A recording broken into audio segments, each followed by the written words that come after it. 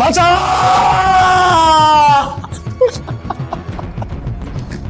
বলবা আপনার কিছু নেই তো, আমি শুনতে চাই। অনেক কিছু জানার আসতে পারছো না, বলো, কথা বলো, বলতেছি তো, কথা বল। তুমি কেন এখানে ধরে আসছো আমাকে? কি চাও আমার কাছে তুমি?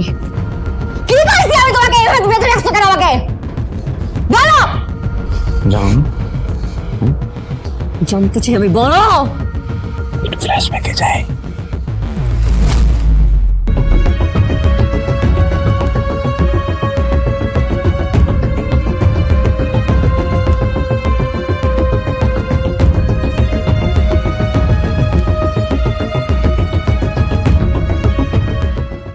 ভাই ভাই বিশ্বাস করেন ভাই, আমার কোনো দোষ নেই ভাই। ভাইয়াতে বিশ্বাস করেন ভাই, ভাই আমার কোনো দোষ নেই, ভাইয়াতে বিশ্বাস করেন ভাই।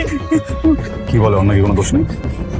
ওর তো দোষ নাই, উদয় ধরে লেস, ভাই তোর দোষ নাই। সমস্যাটা কি জানোস? তোর চেতনা খারাপ আছে। আমি কেমন জানলাম?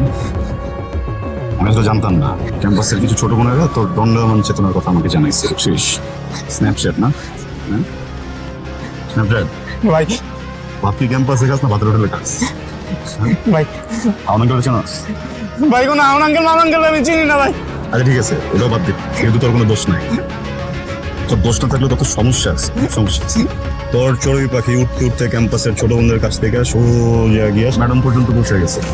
এই গাড়ি দেওয়া ম্যাডাম গাড়িটা পর্যন্ত বাদ রাখোস নাই, সব জায়গায় তোর চড়ুই পাখি উঠতেছে। কেন বলতো? শিক্ষকও ছাড়লি না, তার মধ্যে তুই মা, বোন, পরিবার কিছুই বাদ রাখোস না। শিক্ষকরা কি মায়ের মতো না রে? হ্যাঁ, প্রতি মানুষ না। ঠিক আছে, তোর যেহেতু কোনো দোষ নাই, তোর সমস্যা আছে, তাহলে তোর জন্যে আমার ফার্স্ট আর লাস্ট ওয়ার্নিং। আমার লাস্ট ওয়ার্নিং তো বোঝোস, তাই না? তোর চেতনায় যে বারবার দণ্ডটা দাঁড়ায় যায় না, কেচি দিয়ে সোজা খাইতে দিবি, বুঝছস?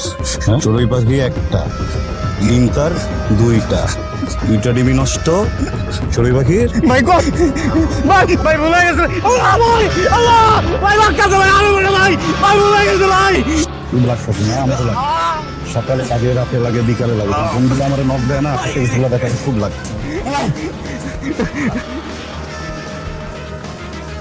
মানে এডি লাগানির লেগে ওরে এতক্ষণ দৌড়ায় লইলাম না। ক্যাম্পাসে যত জ্ঞান যত কিছু আমার কানে আসে, আমি দৌড়ায় যায় ধরে লই তোর কাছে। তুই সুন্দর মতো সাধারণ জ্ঞান, চড়ুই পাখির আলাপ, আর কি পাউন আঙ্কেল। তুই করতে এত সুন্দর একটা শরীর দিচ্ছে তোরে, তুই এটা নিয়ে এক্সারসাইজ করছ না, প্র্যাকটিস করছ না, কিন্তু নিজে একটুখানি ক্ষমতা কামাই লাইছস, তোর এখন ক্ষমতা প্র্যাকটিস করতে হইব। কেন? এটা কি ঠিক? পাওয়ার থাকা খারাপ না ব্রো, কিন্তু সবসময় পাওয়ার প্র্যাকটিস করার কথা। ওই ছেলে এখন আমি নিজেই মারতে পারতাম। ক্যাম্পাসে যদি জানা দিতাম, সবাই মিলে ওরা পিড়ায় মারা ফেলতো। আমি চাই নাই যে ওর সাথে মব জাস্টিস করবো। This is bad bro. Good job.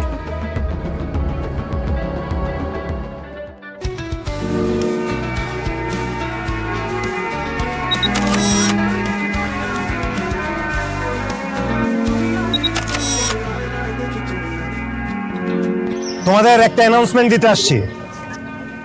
সবাইকে জানাইছি, তোমাদেরও জানাইতে আসলাম। আমার বন্ধু তন্ময়, সবাই তো চিনো না? তোমাদের সকল বিপদে ক্যাম্পাসের যত ইস্যু আছে সব সময় পাশে পাইছো আমার বন্ধুকে। তো তোমাদের জন্য একটা গুড নিউজ আছে, সামনে ক্যাম্পাসের ছাত্র সংসদ নির্বাচন। তা আমাদের দলের হয়ে আমার বন্ধু তন্ময় ভিপি নির্বাচন করবে। মানে গ্রেট নিউজ দিলাম, তোমরা তালি দিতেছো না কেন? ক্ল্যাপ। হ্যাঁ, আমার তো একটা প্রশ্ন ছিল। কিসের প্রশ্ন এখন? আমার প্রথম প্রশ্ন হলো, উনি যে ভিপি নির্বাচন করছে, উনি যদি ভিপি নির্বাচিত হয় তাহলে এই ক্যাম্পাসের জন্য কি করবে? আমার দ্বিতীয় প্রশ্ন, ছাত্র রাজনীতির নামে যে মারামারি কাটাকাটি হয় কি উনি করবেন? এবং আমার তৃতীয় প্রশ্ন, যারা ছাত্র রাজনীতি করে তারা অনেক সময় ইচ্ছা করে ড্রপ আউট হয়ে যায় যাতে অনেকদিন পাওয়ারে থাকতে পারে, এই কাজটাও কি উনি করবেন? তুমি যে একটা ফালতু কোশ্চেন। ক্যাম্পাসের সবারই উচিত এইভাবে প্রশ্ন করা, সেটা নেতা হোক আর মহানেতা হোক। আমি যদি ভিপি নির্বাচিত হই, ক্যাম্পাসে কোনো বৈষম্য থাকবে না। আমি মারামারি পছন্দ করি, ক্যারিয়ার পলিটিক্স আমার স্টাইল না। আমি ভিপি হওয়ার পরে এই ক্যাম্পাসে যদি কেউ মারামারি করে, সেটা আমার দলের হোক বা অন্য দলের হোক, যদি ক্যাডার পলিটিক্স প্র্যাকটিস করে, আমি তার ঘাড় চেপে ধরব। Thank you. নাম কি? নেহা, নেহা চৌধুরী। সুন্দর। সরি, চৌধুরীকে চৌধুরী বলার স্টাইলটা শুনি। ডিপার্টমেন্ট? ইকোনমিক্স। সুন্দর। কি সুন্দর। ইকোনমিক্স নিয়ে পড়েও ফটোগ্রাফার। কেমন ছবি তোলে? যারা দেখেছে তারা তো বলে ভালোই তুলি। আমাকে দেখাও, আমিও বলি। সুন্দর। হুম? ক্যামেরা? সুন্দর। আবার কি? ছবি খুব সুন্দর। ফ্রেমিং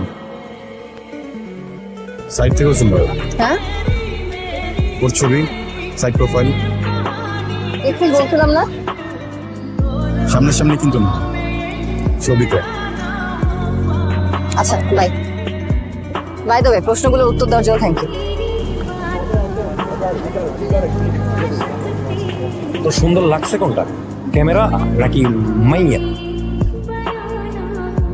সিচুয়েশন সুন্দর।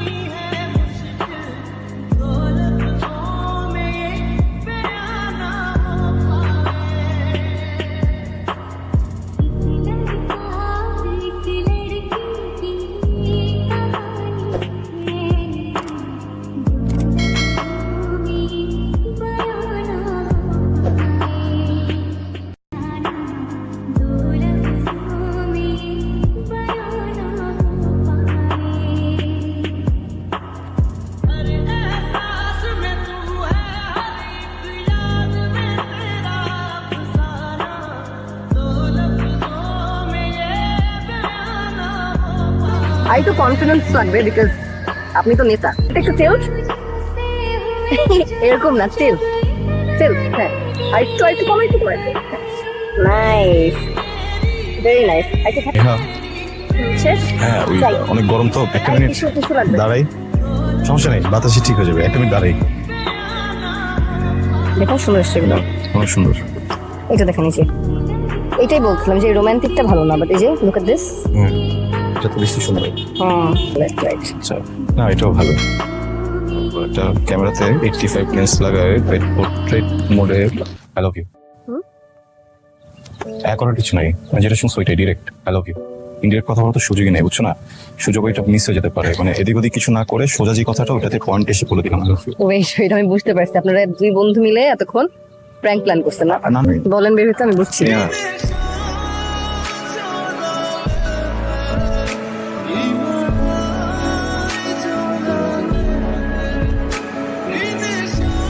Pack up. কিরে ভাই, তোরে নিয়ে 10 মিনিট সময় দিলাম, তুই 2 মিনিটের ভিতরে শেষ করে দিলি। কি কই যাইতেছে শাড়ি পরতে? তোদের টাইম লাগবে এক্সট্রা। রিজেক্ট করে গেল। চেক করছে।